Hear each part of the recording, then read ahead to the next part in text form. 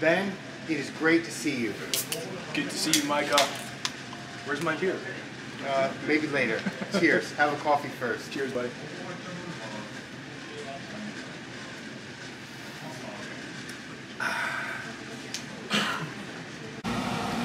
Welcome to another special construction edition of Kart Rides with Micah. I am here with the golf course designer, Benjamin Warren. Hello, Benjamin. You're with Artisan Golf Design, is that right? That's right. How's it going, Micah? Hi, everyone. It's going very well. I'm glad to see you. It's been a while. We've met all over the world, from Kunming, China, to North Berwick in Scotland, to Hazeltine in the United States, all over Japan. It is great to be here at Kea Golf Club during the tournament. Should we go have a look around and talk about golf course construction, design, and you? Absolutely. Let's do it. Benny, some people might think you have like a dream job in golf. You've worked in so many countries, and you've worked around Japan, Morocco, you know, all over. How do you do something like that? How does somebody end up working internationally? There's a few reasons for that, Micah. I think if you want those opportunities, they'll find you, would be one of the first things. Japan is obviously a little bit different because I have a long history here and I speak, Japanese at a survival level, if I was being being modest. But yeah, I think if you want to go out and work in interesting places, you can. The States is very hot right now for golf development, so I feel like a lot of talent is kind of getting sucked up by what's happening there right now. But it's a big world and there's golf everywhere. I think there's... What's the mascot there? That's pretty awesome. This golf tournament's got music blasting. It's pretty cool. It's interesting to go around the world and see different things. Yeah, absolutely, absolutely. And golf has always been fascinating to me as someone who does travel a lot, and just trying to understand and appreciate culturally how it's different in Thailand to Japan to all the different parts across the States, and fundamentally all the different countries in Europe for that matter. So yeah, it's been fun. It's been almost 20 years of traveling the world, not quite to the extent of Micah Woods, but not far behind.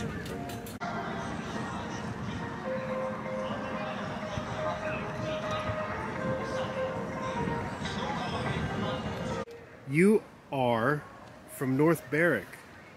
Yes, sir. It's a bit of a breeze today, but not quite a Scottish breeze. It's like a 2.5 gusting to a 3 club wind, which it's pretty good. I mean, that's good conditions for tournament golf. That's what we like to see. You were just back at North Berwick for the time in July, weren't you, for the Open? I was back for the 150th Open, which was, those are the conditions that we dream about in Scottish golf. We want it a little bit brown, we want it fast and firm. It's just so much more interesting when the ball, once it lands on the ground, that's like the second half of the story. Flying through the air is just one part of playing golf. So, the firmer it is, the more interesting those shots are when they connect with those weird, quirky bumps and humps and cool stuff that Scotland has. And this course has zoysia, which is notorious for being sticky, at least when it's growing. Now, when it's... I've seen in Thailand, some of the types used in Southeast Asia can be a bit more prostrate, and the ball can actually bounce and roll pretty good, even when it's growing. But then the types in Japan, like say at Sayama or something, in Saitama or Kasumigaseki or whatever, those types of kori, they tend to grab the ball, not so good for bump and roll, bump and run, right? Sure. Yeah, that's right. But in the off season, golf is, and unless you're lucky enough to be in Scotland, it's a pretty seasonal thing. So golf courses have seasons when they're playing their best and seasons when they're not playing their best. And in the off season here in winter, when the zoysia is kind of browned out, a little drier, it does play better.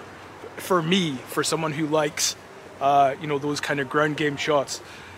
Same in the States, somewhere like Pinehurst, playing Pinehurst in, December, January, February, it's unbelievable. Those conditions are so good. So, in the warm season, if that's where you're going to play your golf, then Yeah, winter is the best season if you like balls bouncing and kind of bumping around the greens.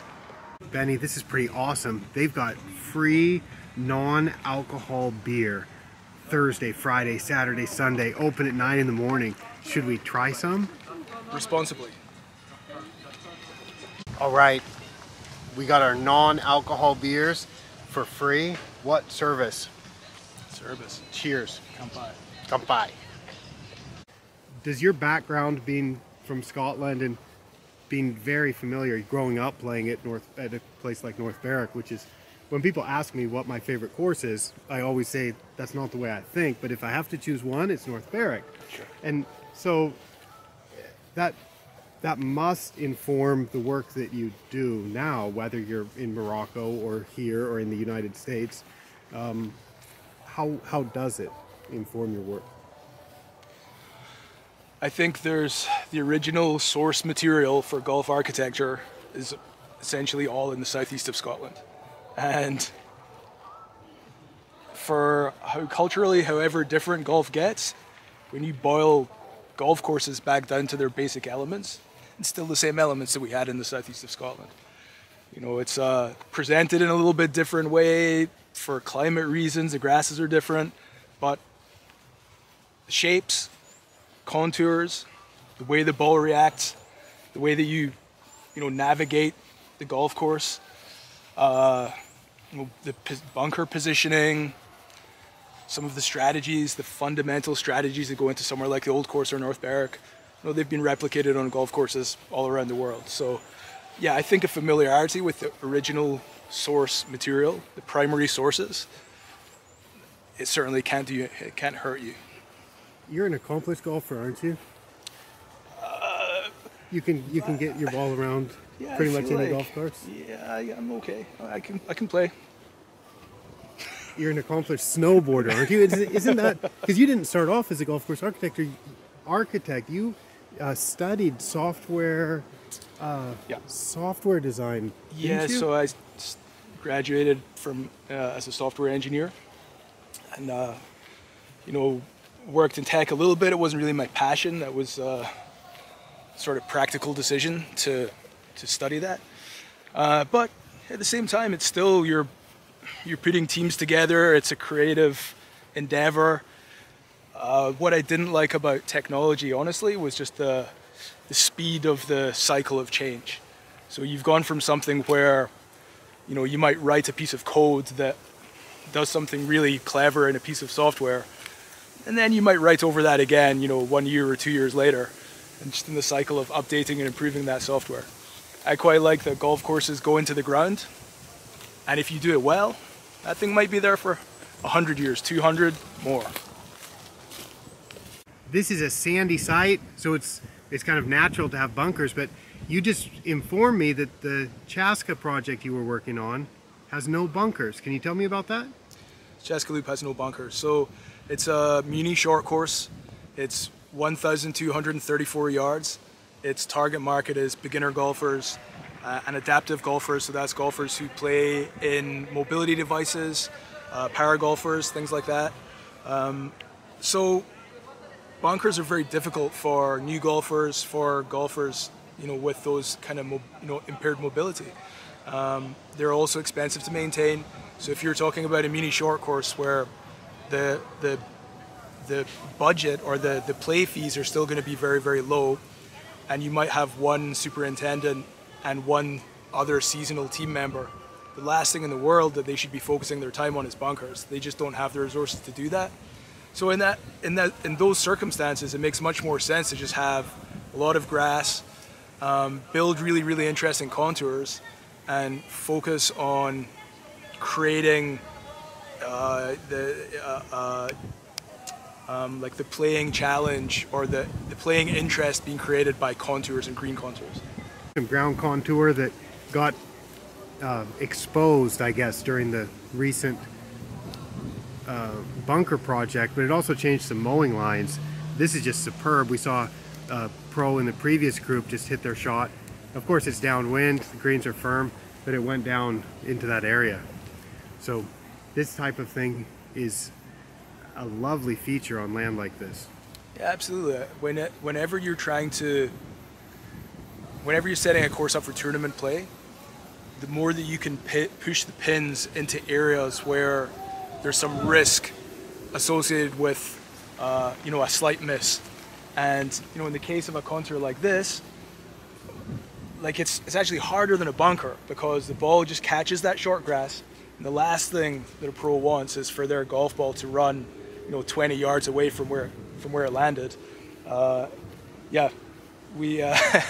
It's a time honored approach to having a kind of good tournament test. And again, going back to the Pinehurst reference, that would be one of those courses, number 2, where like the tiniest miscue playing to a pin that's tucked in a corner, you get that a little bit wrong, and that could be 40, 50 yards away, and you're taking 3 or 4 shots to get down. So that changes a lot.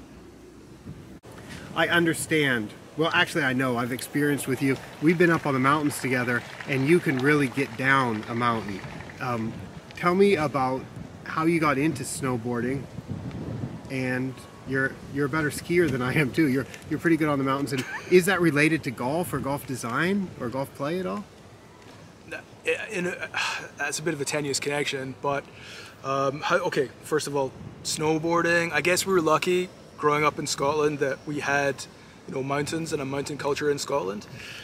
We have, but we would also go on school ski trips where we'd all get in a bus and drive to Switzerland or Austria or France. So, as we had those opportunities at school, and then, after graduating, I spent some time in various mountains, learned a little bit of hillcraft, I suppose, which took me into doing a lot of backcountry skiing, snowboarding, so split boarding and skinning and avalanche courses and all the safety of kind of navigating the backcountry, which is fascinating. And in terms of reading the landscape in the backcountry, I think there's some similarities with that in tacking your way around a golf course or like reading and understanding golf course contours. But I think more than that, just culturally, I find that resort skiing and snowboarding is actually pretty similar to playing golf. I find the rhythm kind of the same. I find the kind of camaraderie within your group and just the kind of day experience to be a lot of cross, a lot of similarities there. So yeah, no, love it. Love the mountains. Always been very comfortable kind of spending time on the golf courses or in the summer and kind of putting the clubs away for a little while and just hanging out in the mountains. Where's the best snow? Hokkaido, the best lift access snow anywhere, most consistent, deepest and driest in the world globally is Hokkaido for sure. Now there's better snow, but you got to work a lot harder to get to that stuff. Okay. But getting to the good snow in Hokkaido is very easy. And any mountain recommendations? Well, Mike, as you know, Niseko is pretty special. Kiriro, we've spent some time at. Where else did we ride? Rusutsu. I mean, like, Japanese ski holiday is not to be missed. Yeah, and we were in Niigata also at Yuzawa. We went to the sake museum. We did. We went to the onsen. Yeah. And also we went up and did some skiing and snowboarding. So yes, that was awesome. Well, I just think that like a ski holiday in Japan, like any kind of holiday in Japan, the cultural exploration is as rewarding as the main activity itself, whether that's snowboarding, golf, whatever it is. It's all the cultural experiences that come along with that, and of course the food. So it's hard to beat. 3 and you're on. Well, Ben, thank you so much for joining me on that cart ride. I really enjoyed talking with you. Thanks, buddy. No cart, no alcohol in the beer, but a good time. Thank you. See you next time. Good luck with all your projects. Thanks, buddy.